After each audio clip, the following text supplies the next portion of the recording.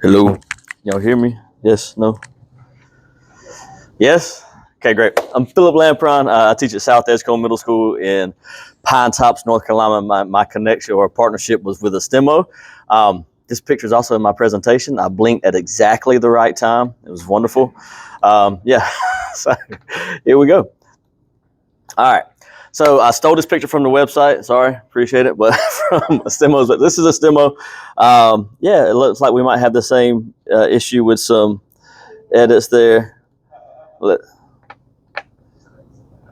Just what now?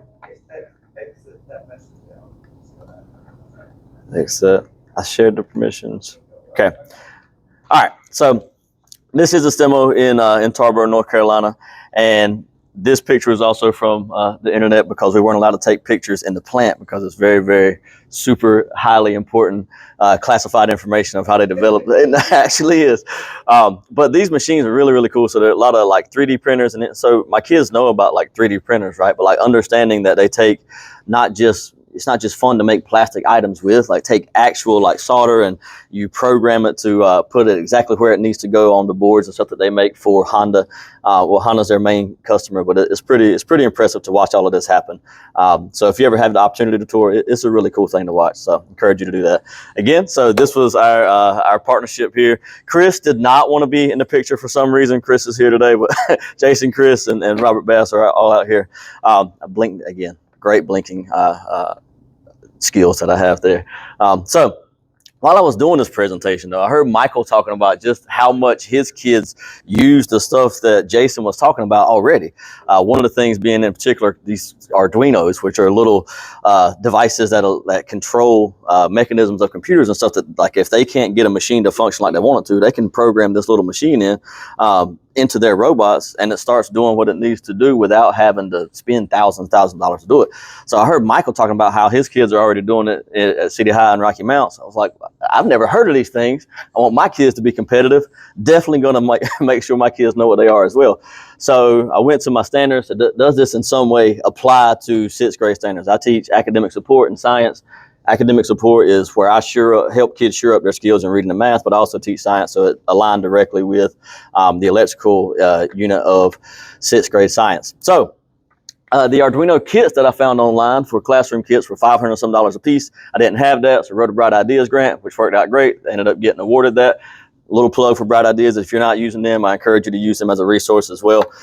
So with the grant, was actually not just able to buy one, but two. It was great because they're supposed to be like one box per 2 kids. We ended up doing it per 4 just based off of some of the things that happened as we were getting ready to go, but with our project.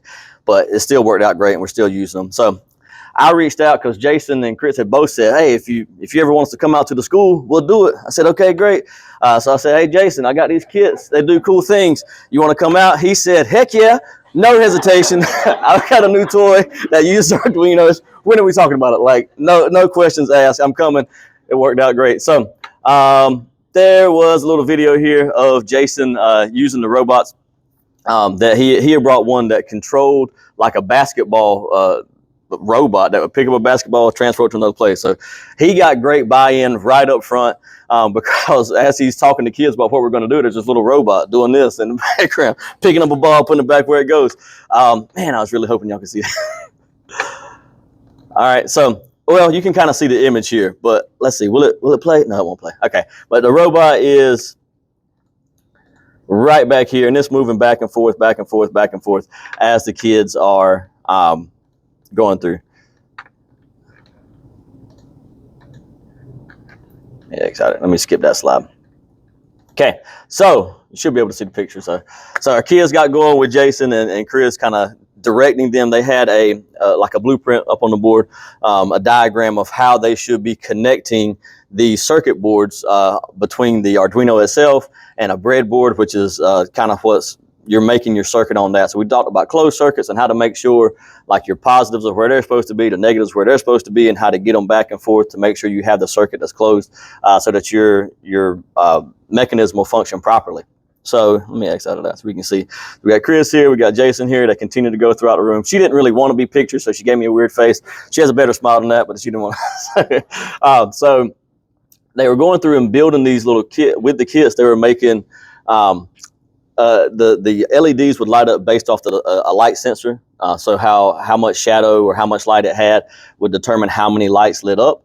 And then Mr. Strother came by and he was like, "There's not a lot of room in here, man. You need a bigger room." I said, "That'd be great." So we went to the multi-purpose room for the next class. So you see Jason and Chris again giving directions to the kids and all. And they're very, very small, pins and jump wires and all these kind of things that they're using. So they're having to concentrate quite a bit. They seem to really enjoy this and they're really into it. One of the only times I allowed them to lay on tables, but it was great. So they had a fun time with it. So we continue with that. They stayed all day. So they worked with all 3 of my classes that I teach. Kids were locked in, like paying attention to what all they're saying. I did have a video here as well of all the kids like actually using the Arduino kits, and you can hear, in addition to the LEDs lighting up, it had a little component that would play sound. So it would play louder or quieter based off, again, how much light was the sensor was able to see. So you kind of make little beats and stuff with it. They had a great time with that. Is this shared with somebody else? Is this from your email or is it somebody else's email? It's your email? Okay. Yeah, and I shared all the videos just now. So anyways, it's all right. It'll be okay. So let me see if it'll let me bypass that screen. Okay.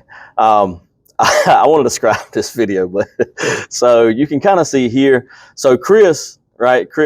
Jason volunteered Chris to pretend to be a robot. Chris didn't know that was going to happen, right? So in this video, I'll try to describe it for you. So to try to help kids understand the coding aspect, so they told them they have certain commands that the robot understands and certain ones that they don't, and they had to direct Chris on how to get around the room. So as they had certain things they were allowed to say. If they said anything else, the robot didn't move. So they had to direct Chris to get around the room. Again, Chris didn't know that was going to happen. So I love watching his face whenever he found out. Jason got much more into the theatrics. So from here, Jason had let me provide some background.